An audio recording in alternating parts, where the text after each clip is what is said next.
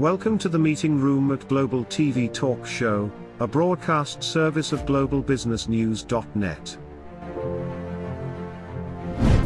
This episode from the meeting room of Global TV Talk Show is brought to you by The Bridge School, the accredited international online private school of choice, at bridgek12.org. Porch Light Rental and Destination Services.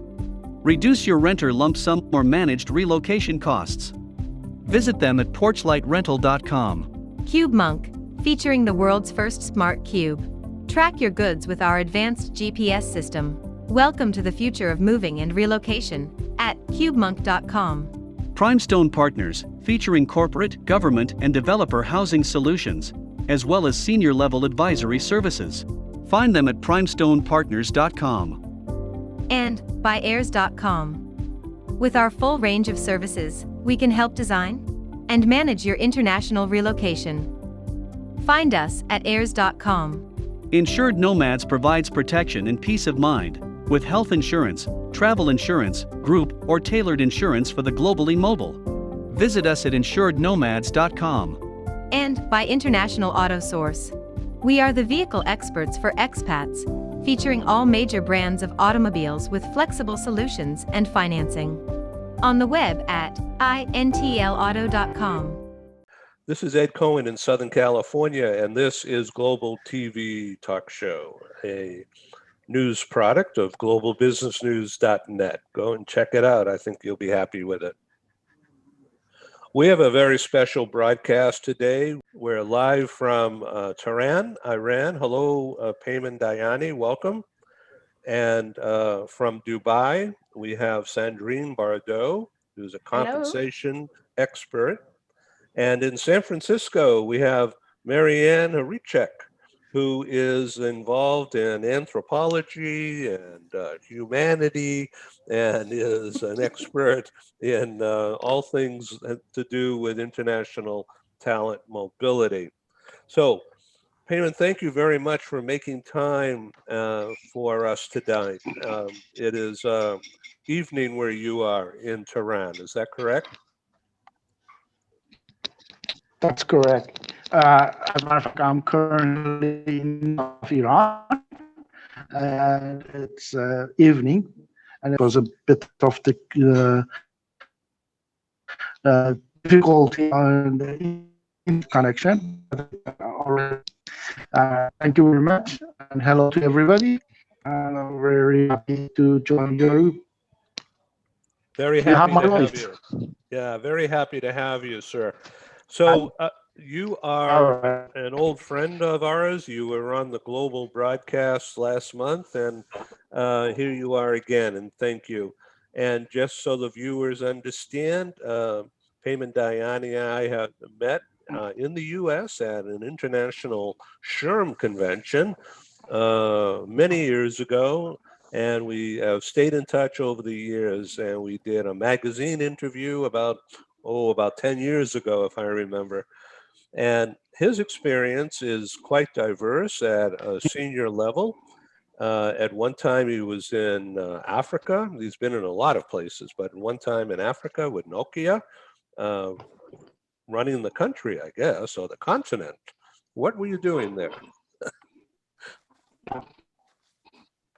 Well, I was in the head of the Middle East and Africa HR for Nokia.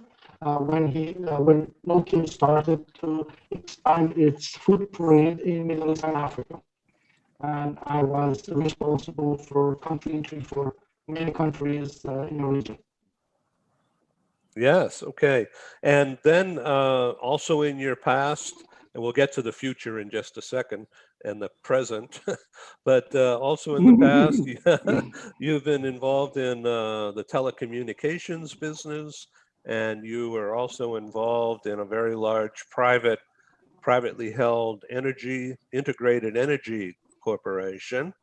And now you're with a global food company called Solico or Solico. Which is the right way to say that? Solico. Solico. Great. And tell us what your position is. I know it's very senior level at the C-suite, but more descriptively, you're involved in all things connected with administration and business services and people. But be more specific and tell us how you spend most of your time these days. Sure. Sure. Let's first start describing the Solico. Solico is a startup in past 50 years. Was a startup by a person called Mr. Soleimani. That's the name comes from the Solico, Soleimani company. And he started with 3 liters of the milk, and now he's running a company producing 3,000 liters, 3 million liters per day. And we have about 18,000 people. I think we've lost the connection. Hopefully he'll be able to join us. Too bad. I wanted to learn more about Solico. Yeah, okay. You can go to his LinkedIn page Okay. and you will find that. Oh, hi there. Okay, welcome back. Okay. Okay. Sorry, this connection is not really stable. Anyway, what I was mentioning is the Solico company is from the name Solico, come from its founder, Soleimani company. Currently, we have a footprint in Iran, Iraq, GCC, CIS, and Russia. And it's the 14 factories all around the regions, including in Iraq. And we produce all kinds of the food products, including the dairies, plus the meat, processed meats, chocolates, and so on. Currently, we have food, including Iraq, and we produce plus the meat, processed all HR activities for the whole company in the region. Basically, the company started as a private owned, very homey, I call it, company. And it was very entrepreneurial kind of company. And now it's the midst of the transformation to become a corporate and having the corporate practices in place, especially in the 4 areas, which is in HR, obviously, in legal, in finance, and IT. IT started ahead of us, and now it has a very, very well-established IT system, including ERP systems and connecting about 5,000 users all around the globe, basically. In HR, we started about 3 years back and putting in place all the basics of HR systems, policy, procedures in place. And currently we are looking into joining the projects which was implementing the ERP and integrating the whole HR with other activities within a company. We have expatriates and also we have impatriates all over these regions. We are managing these people around the world. Wow, that's really interesting. So how is COVID impacting all of this? Are your plants open, or is everybody working from home? Yes. We started about almost 14 months back when the first sign of the COVID started in the region, especially in Iran, was among the very early countries who faced the COVID and coronavirus around the region. Since we were in the food business, we had to put a lot of precautions. And I had experience in the SARS when I was with Nokia. And we had a very good training at that time how to deal with influenza and to deal with this pandemic type. And I took that experience and we implemented in the region and very robust plan because we could not close the plant. As a matter of fact, during the whole this 400, more than 400 days, which we have been dealt with this pandemic, we had a very few. As a matter of fact, we had one case of the fatality in the whole 18,000 people, which is very rare compared to the national and regional statistics. But we have really put in control all the processes and procedures to make sure that that very safe working environment for everybody, and that was our first priority. While we could not close anything, as a matter of fact, the consumption of the food stuff was gone very high because everybody was at home. Right. I would think And that we wanted it's an to essential have industry. the cooking at home. Yeah. Exactly. And that was to deliver, to produce and deliver the food to the supply chain. It was a big challenge for the company. I can say it was difficult to see both work environment. For assumption of the food stuff, it was done exactly audition home in the region. And it was a very interesting for us to deliver to them, and they would be able to deliver to the home. Another one was the working workers and staff on the office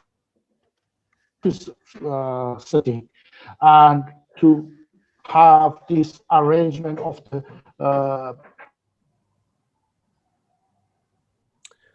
Oh, We will continue with Peyman when that connection is more secure. It's unfortunate it's so vague.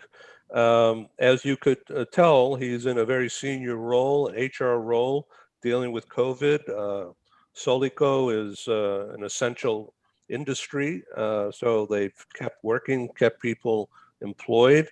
Peyman also said that there's only one fatality or one illness, wasn't sure.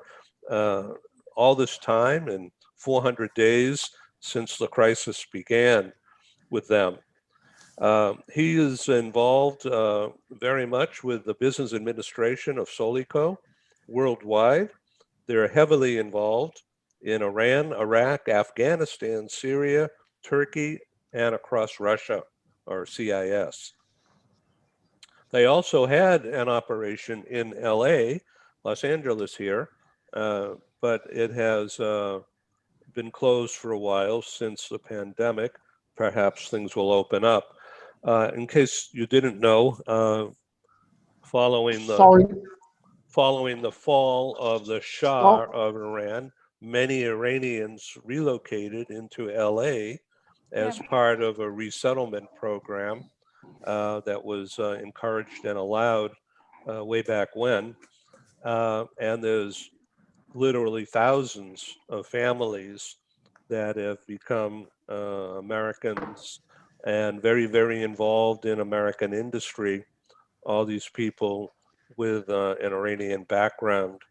As a matter of fact, next week I have a broadcast with the grandson of an immigrant from Tehran, who's now a US-based immigration attorney and very successful.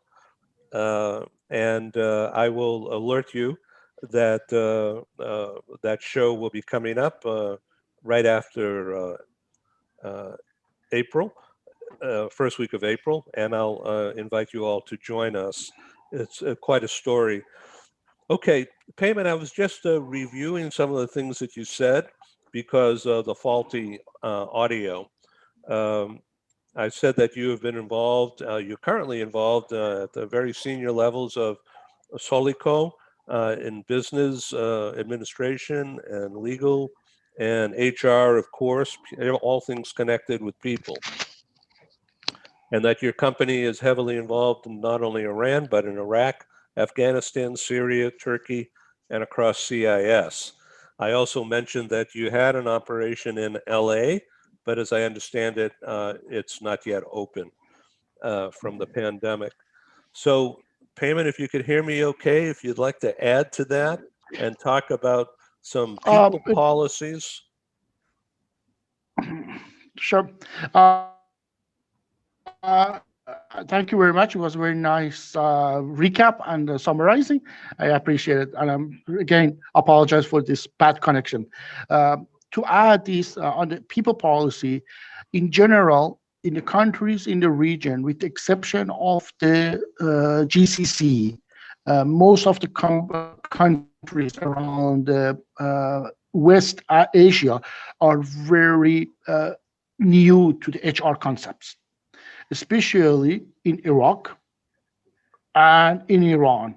And CIS, it's picking up, but the peak, the previous, in past 20 years, they have been developed a lot of new practices in HR.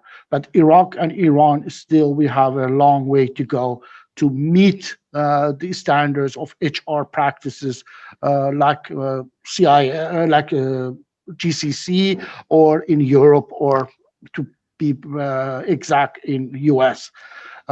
What I have been involved in the region for past 20 or more years, I've been advocating the HR professional certification, including the CHARM certification and HRCI certification, to promote the HR practices in the region and groom and educate HR professional with the concepts of the international HR. Oh, thank you. And to what extent are women engaged in senior level positions?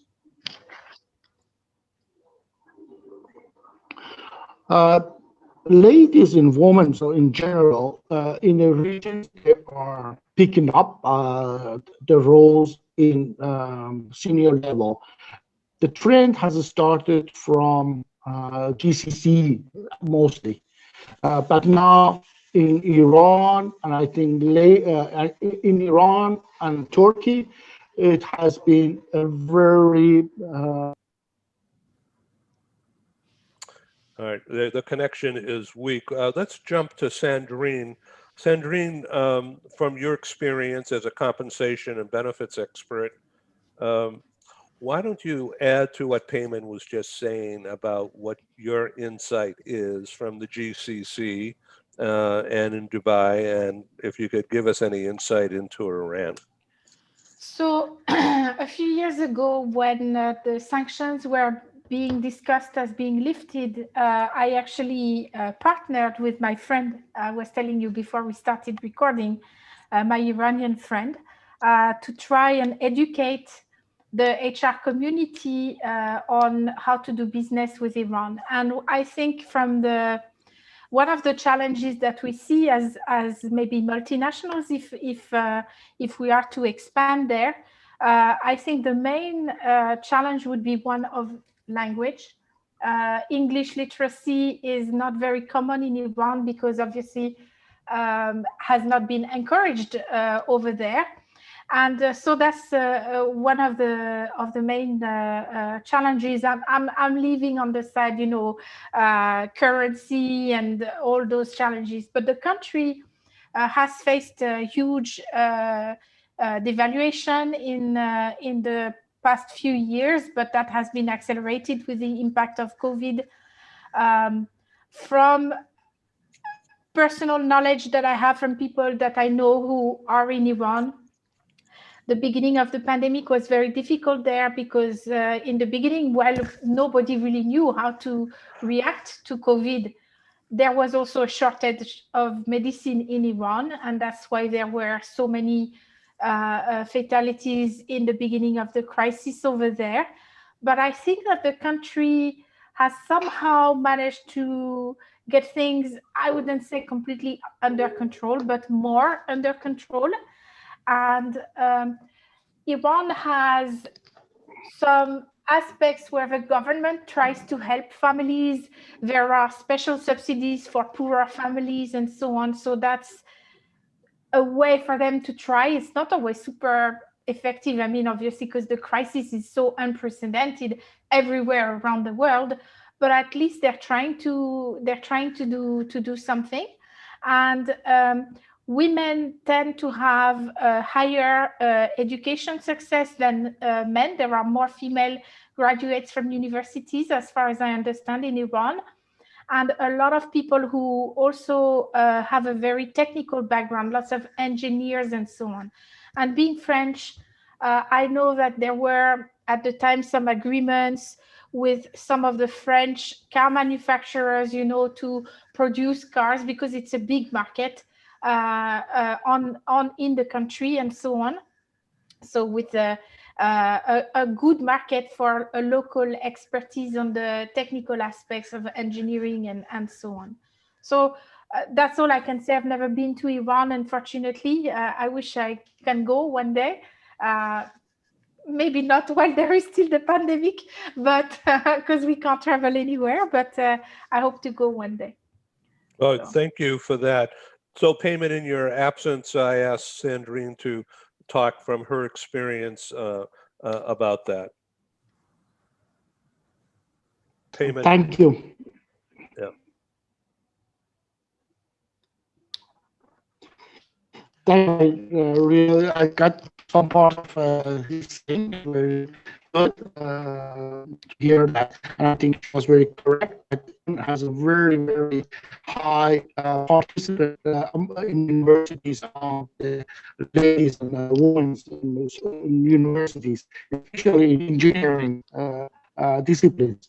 And it's a big opportunity to come in to the marketplace, even though the participation rate is very low still. On the managerial levels, some progressive and very advanced companies, especially the private sectors, are really eager to train and develop leaderships among their ladies and women managers. But still, I think it's a long way to go. Right. Thank you. So I want to talk about pay practices, all right, compensation, and what it looks like. I mean, things are so confusing now because of COVID. You know, Sandrine, could you address pay practices in different companies, in different industries, countries? It's all over the place, isn't it? There's nothing uniform. Yes. So I think the pandemic has really shown that there are two concepts nowadays that are more important than ever if we think about how we reward employees and how we pay employees. The first one is the affordability, and that's impacted by the industry you're in. And obviously, if you're, you know, a hand sanitizer manufacturer, you're probably doing better than a hotel industry, right, at the moment. So you would have different ways of reacting. And I think also the different countries have had different ways of adapting and reacting to the pandemic, closing more or less hard, more or less a long time, not the same in the same way from one country to another, from one wave of the pandemic to another, and so on. One of the things that I see, it's anecdotal. I don't have like statistics behind it, but from my discussions with other people and so on, we see two types of organizations, at least in the GCC. Those who will do quite significant salary increases in 2021 because they didn't do anything in 2020 and they had good market results because they are in one of those industries that did well despite the overall crisis. And so budgets are actually higher than what they used to be before the crisis because there's a kind of a catch up to be done. And also they want to recognize their employees for their efforts during the bad times. And of course, there are those other industries that are not going to do anything, who might even be engaging in doing further layoffs and so on. I mean, we see some of that as well in the GCC. What I've told to the latter types of industries, people that I know, I tell them, look, even if you don't do salary increases this year because your market is struggling, I think people can understand that. But I personally believe that you should still have a budget for promotions, because you need to reward those employees that did very good last year and who were already due for promotion in the past year. You didn't do the promotions because of the COVID, and those are your best performers and your potential people with potential. So you should still try to do something, even if you're targeting only like 5% of your employee population. But it's about risk management. I was talking to one of my coaching clients last week, and they really appreciated that concept of how to sell it to their management, to say, we can't afford to lose some of those people. One of the things that has had a huge impact in my part of the world, in the Gulf countries, is that for the first time, as far as I know, maybe in their history, the countries like UAE, for example, is the recruitment pool is inside the country only. Those are countries where 80 to 90% of the population is coming from outside the country. And for the first time in their history, they're recruiting only with people who are inside the country. And so obviously, sometimes you can have some expectations when your recruitment market is the whole world to really find that super extraordinary, we say duck with three legs in French, person. But obviously, if your market has now shrunk so much and you can only recruit from inside, and you've seen at the same time a huge expatodus, they called it, a huge exodus of the expats outside of the region where they went back to their home countries. We saw two types of people leaving: the low-skilled people because they lost their job, they couldn't afford to stay, and the high-skilled people who lost their jobs and didn't want to have to pay to put their children through education, because you have to know that on average, let's say it's $10,000 to $15,000 per child per year just for education costs. So when you lose the employment and you lose that financing, which is typically only for the more senior positions, highly skilled people, plus you need to pay your healthcare by yourself, all of a sudden people were like, okay, maybe we should go back to our home country. At least our kids can go in most countries, they can go for free, unless it's university, but they have public education. So a lot of the highly skilled people who lost their job left during the summer as well, before the school year started again. So that market has shrunk. And what we see now is that on some positions, it seems that companies have to consider pay levels that they thought would be going down because the overall market is going down, but they still need to fight to find the right person. And so they might still have to pay. So it's not a general thing, but on a position per position level, that might be the situation. So I think that it's more about individual decisions. It's more about assessing the criticality of a position for the organization, and really managing your budget, not on a global, like for all employees, overall holistic level, but more on an individual basis. So that's what I think is happening, at least in my part of the world. So Sandrine, if I could ask you, and Peyman, if you can jump back in on this, of audio, if not video and audio.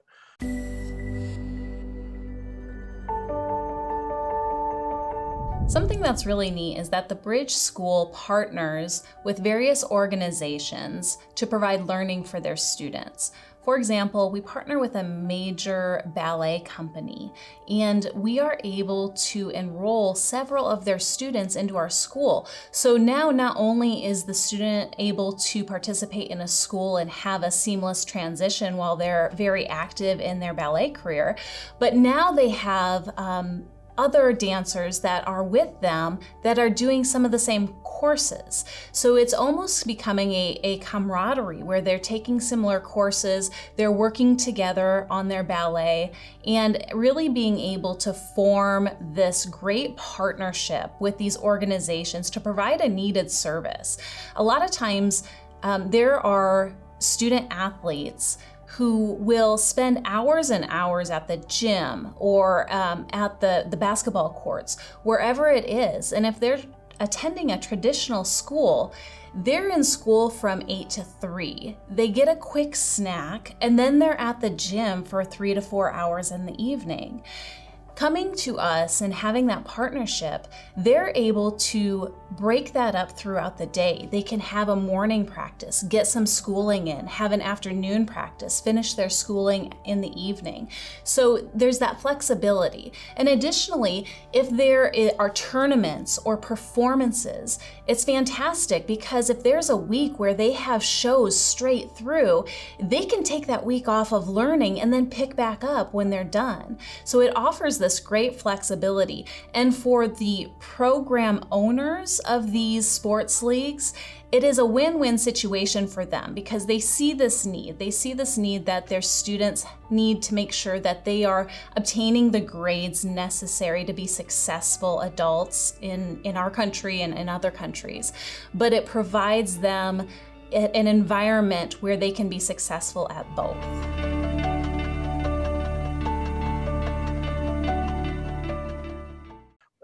Let's talk about evaluating performance during COVID. That's really difficult, isn't it? Yes, and I think there was a movement already to a realization that evaluating individual performance is very difficult, except maybe for some positions like in sales where people have a very specific quota that they need to achieve and so on. But when you talk about support functions, positions like R&D and so on, where collaboration is so important, there was already some kind of an awakening on the difficulty of focusing on individual performance. Do the KPIs the objectives that we set at the beginning of the year, do they really make sense? Things are changing throughout the year and so on. So what we're starting to see is more and more discussion about moving away from individual performance being the main driver of incentive design towards more collective types of approaches, so more focus on team and maybe department or overall company. And we see also for some types of positions more focus on profit sharing types of schemes, which have the advantage of being self-funded, because if the company doesn't make a profit, it's not going to distribute anything. And I remember when I was working in Microsoft, my colleagues were telling me, because we have in France mandatory profit sharing and gain sharing by law, small amounts, but they're there. And they were like, oh, this is so communist, you're sharing everything. And I was like, profit sharing is the most capitalist thing you can do. If you don't make a profit, you don't give anything to anybody, and you only give a small portion of it to people. So it's very similar to stock ownership in some way, where you say we want employees to feel owners of the organization. I think if you share profit, people feel ownership as well, or at least engagement and involvement. So I think we're going to see in the coming years more focus on those kinds of solutions, and less of a push only on this myth that individual performance is the main driver of remuneration. Oh, that's cool. MaryAnn, we're going to get you in just a sec. Paul, if I could ask you, Paul, if you could send the Google Meets link to Peyman email, maybe he could jump in a better connection by using the, not Google Meets, I meant Microsoft Teams. Be on Google Meet, not? Is there, on the Zoom link, there are different ways of accessing this? There's an audio, there's a phone, and there's a one-tap thing. Is there another access? And maybe just the audio. Yeah. Ms. Sandrine, would you not agree that we would all have to be on Google Meet? Yeah. Yeah. Yeah, or maybe We would all have to if switch. Peyman, yeah, or maybe if Peyman just does not switch on the video, he might Mhm. have better sound. But the VPN is the challenge, right? In Iran, I know with my friends it's the same. Oh, yeah. I think if I turn out the video, I think we would have a better Yes. bandwidth. Yes. Hopefully. Sorry for this inconvenience. Really, I feel ashamed. Anyway. No, it's very good, and okay. I have to tell you that Okay. you're very clear and loud right now. So please continue. Very good. Yeah. Sure. Going back to your question about the remuneration and the compensation in the region. In the region which we have most of our people in Iran, Iraq, and CIS, as well as in Turkey. I think if I turn out the object which we faced in the past year, beside the COVID, it was the de-evaluation of the currency. Especially in Iran, then in Iraq, and then in Turkey. All of these countries, they face a big challenges of the devaluation and the currency fluctuation in this region. That was a very hard on the company as well as on the people. The other thing, it was the repatriation of the expatriates from Iran and Iraq. In a very rapid number, and a huge number of the people, they decided to leave the countries from Iran and from Iraq when the COVID hit, because their level of the healthcare support, it was very obviously for them, it was assures for them. Then it was from the local point of view. I think the challenges we faced in the past, that was very many businesses, especially in the service sectors, they went to leave the countries for business. This we call it HOECA, hotel, restaurant, cafe business, which they lost a great deal of the business in the past over 400 days. In having unfortunate connection again. They lost a lot of. Do you have my voice? Yes. Pilgrims to Iraq. The pilgrims to Iraq was stopped, and they lost business there as well. And the service industry completely lost their all their investment, basically. The other topics which you touch point on the performance management, managing the home work from home and the performance management was a very new for all of us to learn how to manage the time and attendance as well as the performance management, especially for the professional staff. As mentioned, the salespeople, it was much easier to follow the performance quota and see how they are managing the situation. But on the other hand, for the professional staff, mostly who were working from home, it was a very difficult circumstances.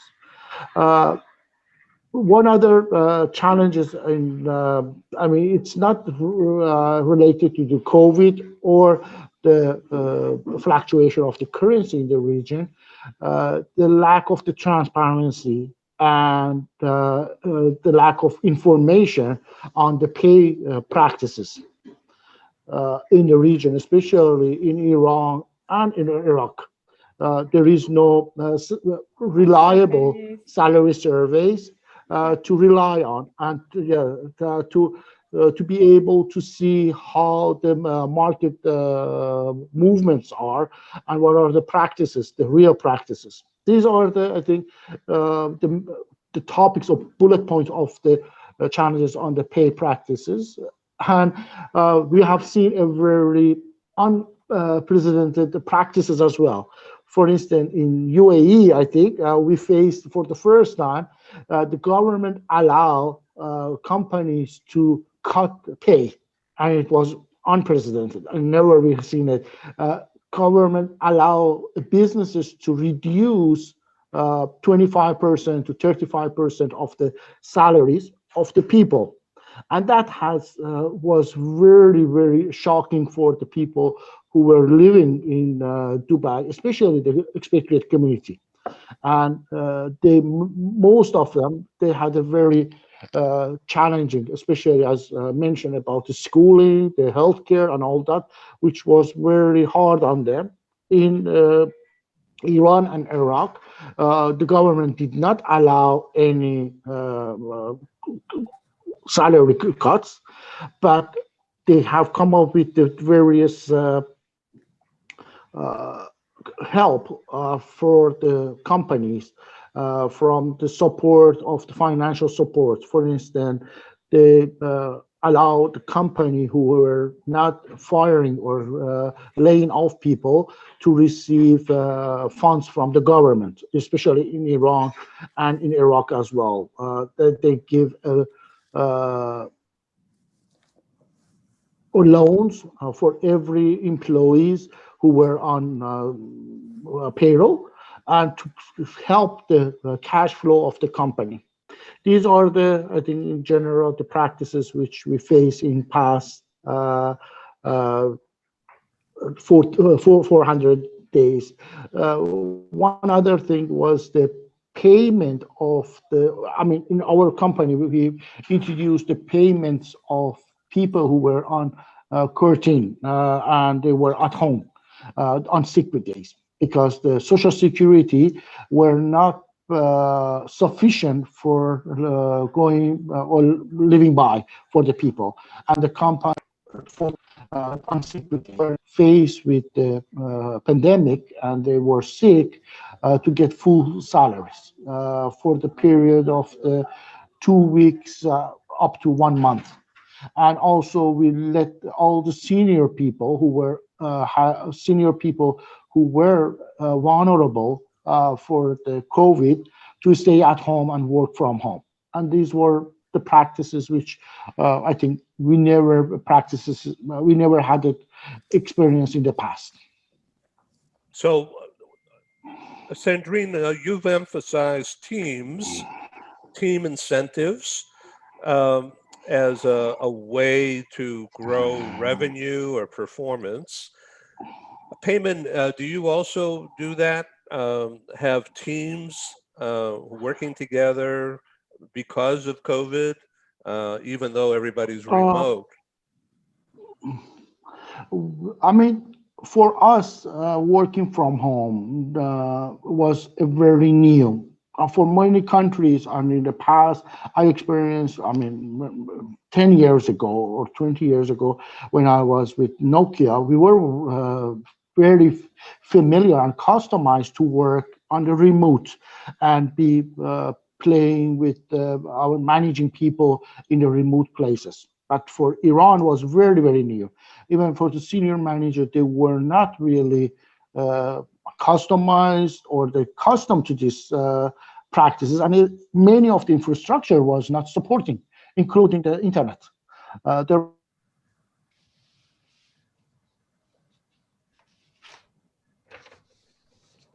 Unfortunately, we've lost Peyman again. So let's continue. MaryAnn, what do you think of all this talk about team incentives and pay, measuring performance in these crazy times? It's critical. It's really, I'm learning a lot from you guys. This is not my area of expertise, but it's important to recognize the difficulties that everyone is going through, employee or contractor or whatever, and to be sensitive to that. And just basically listen more carefully, because I think people get caught up in busyness and they don't take the time to really listen to what's going on. And I could give you many examples from my current situation, but I won't do that. Yeah, it's just, we'll get through this. We're already getting through this. People are getting vaccinated and things are moving on, but the whole idea of what's fair and what isn't fair needs to be really addressed.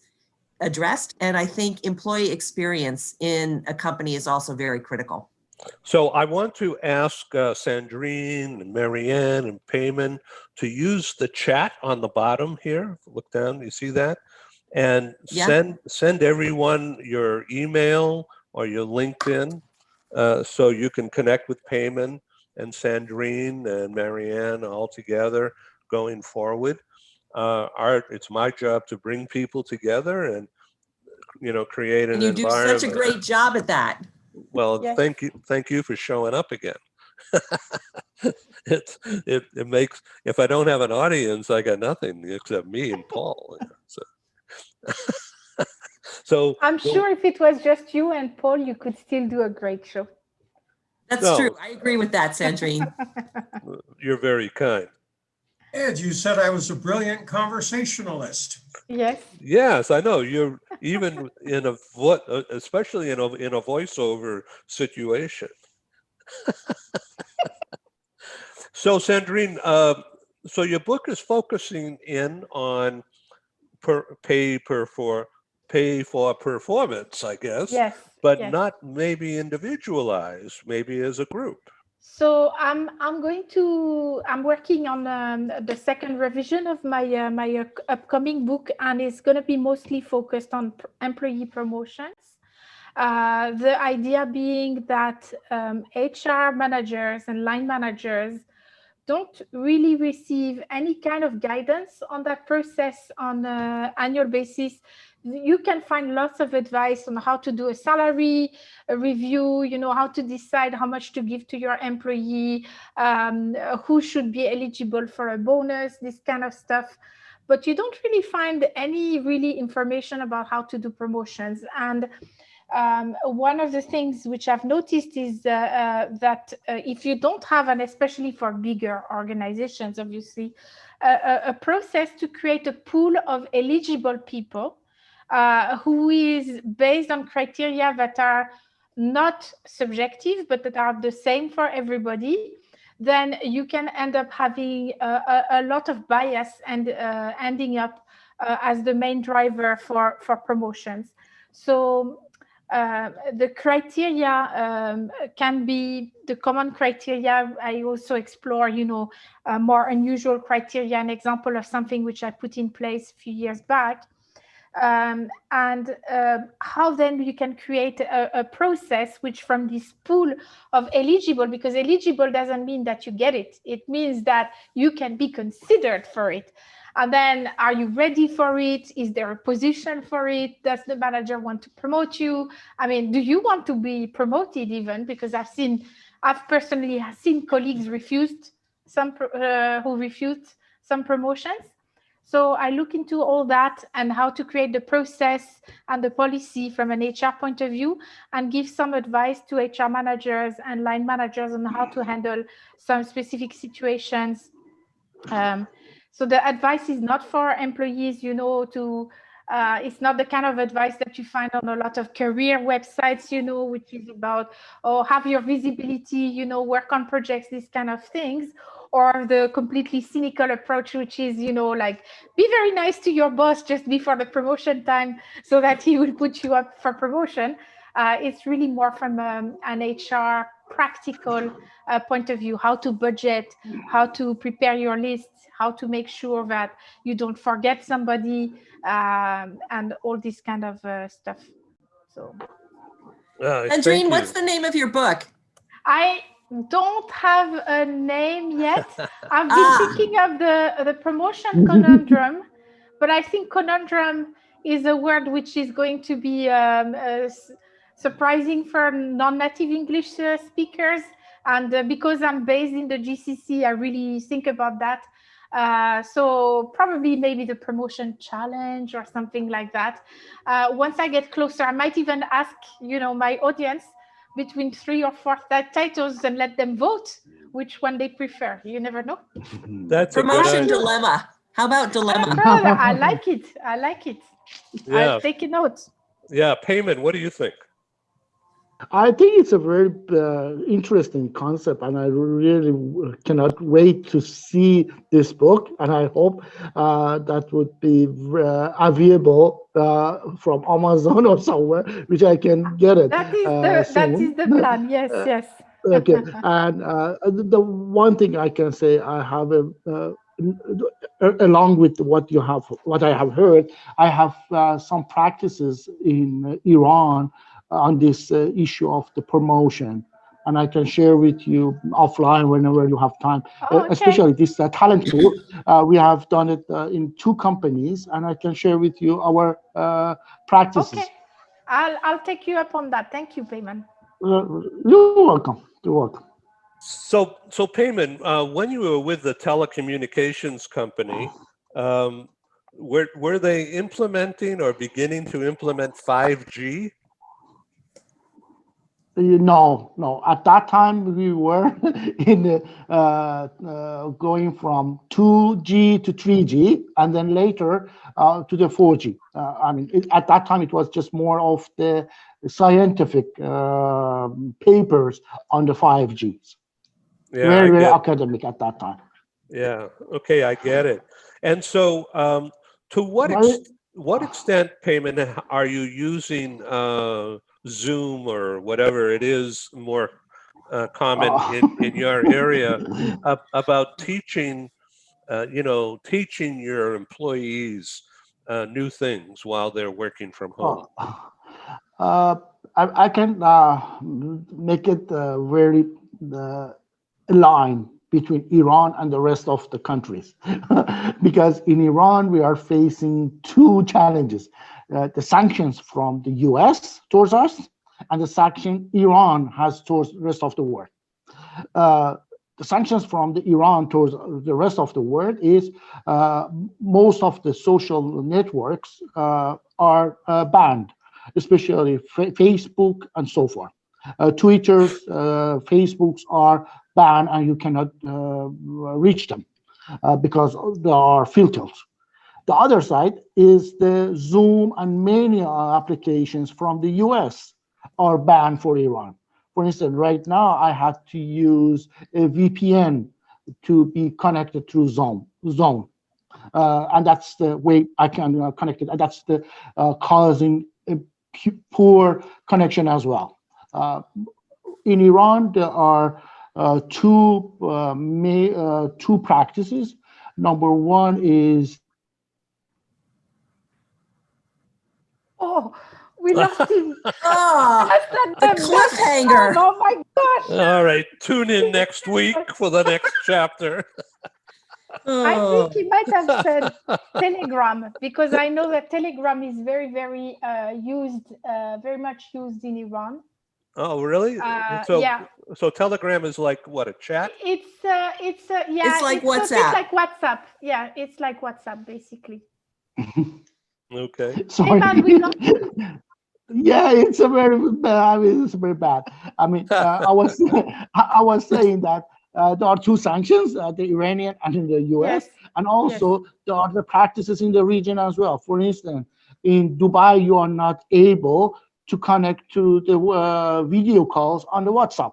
Yes. In Iran, in our practices in the company, we are using 2 technology. Number one is a home software, developed in Iran, and they are very much copied from the international practices, and are local softwares for the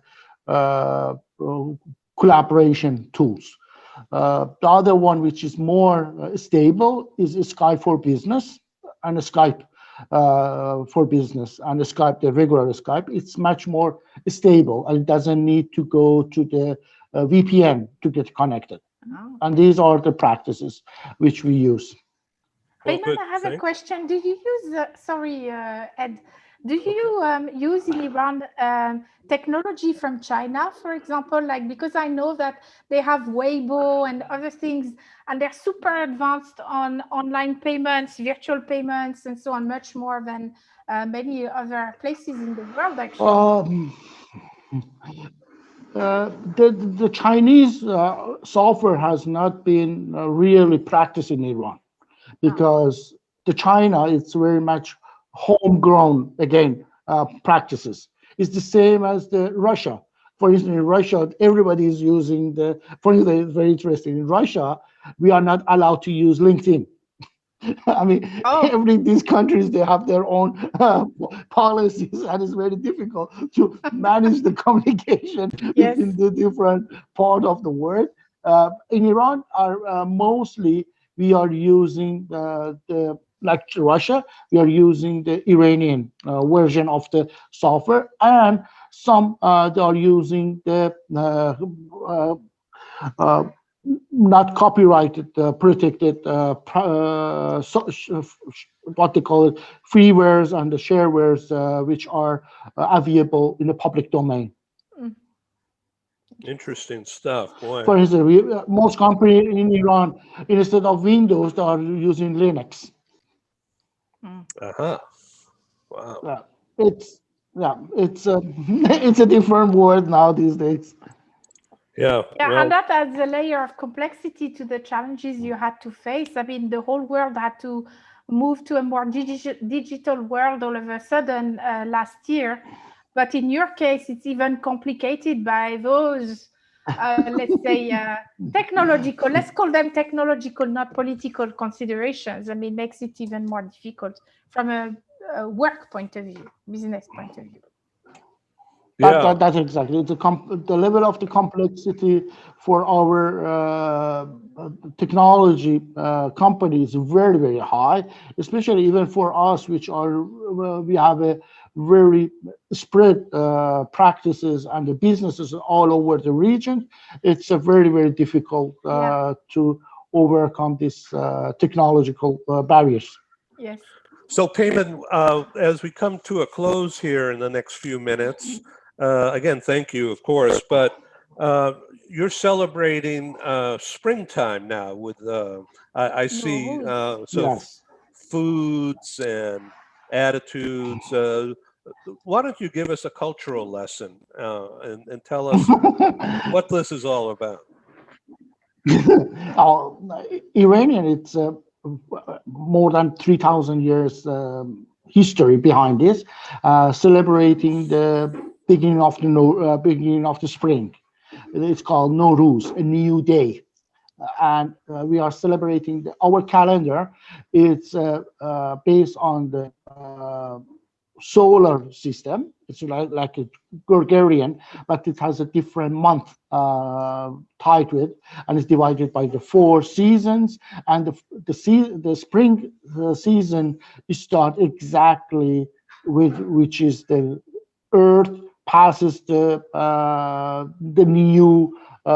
north hemisphere of the Earth passes through the spring, and that's the exact hours, the minutes, and the seconds, which is the Earth passes through winter to spring, and it's called Nowruz. And it's celebrated. It's almost 15 days holidays. Most of the offices are closed for 4 days. It's everybody wearing a new clothes, and they clean up the houses, and it's a lot of celebrations around this time of the year. And it's really interesting. Last year it was very unusual because everybody stayed at home. There was no movement of the people, and they were not able to practice the customs which they have, the family and relatives, and having festivals. And this year, despite of the COVID, everybody have accustomed to this situation, and they ignore, and all the ceremonies are back to the normal. I don't know what would be consequences after this, but now the people are more, I think they are tired of being at home, And Yeah. now they are out, they are shopping, they are having a lot of festivals, and they go to meet relatives, and they have all kind of I mean, even the travel, it was a restriction about 2 months back. The travel restrictions stopped the travel restrictions. Only there were a few provinces they were stopped. They have put the stop on the travel, but the rest of the country, it's now the travel is free, and there is no restriction.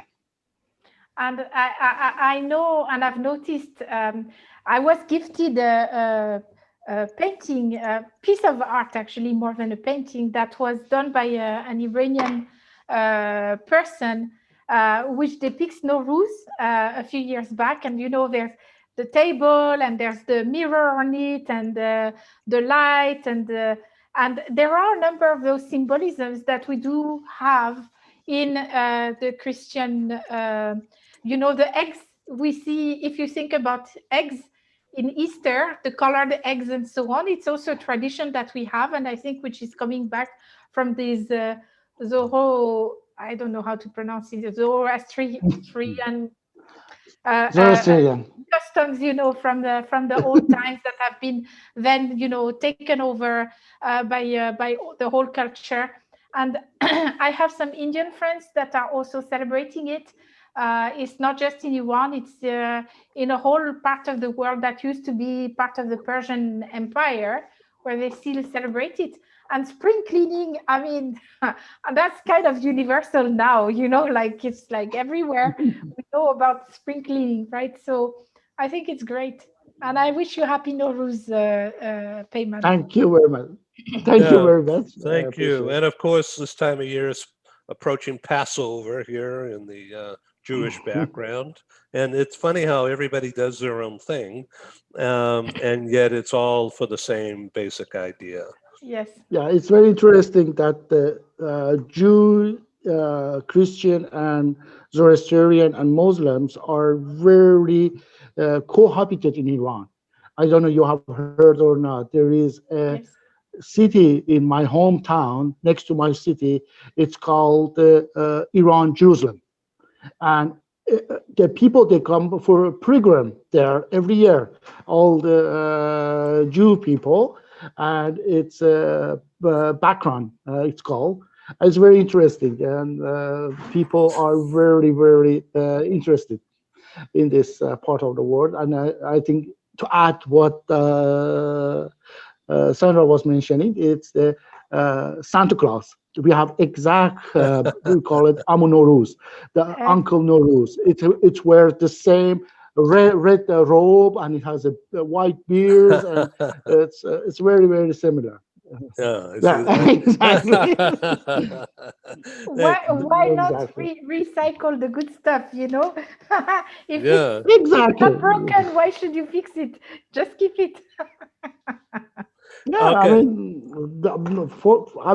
The civilization started from this part of the world, and I think the people, they can have more fun on their common things rather than on differences. Yes. Amen. Amen. Yes. All right, Sandrine, thank you for your time this evening. Thank you. Peyman, I love having you. Please come back, and thank you. Let's continue this.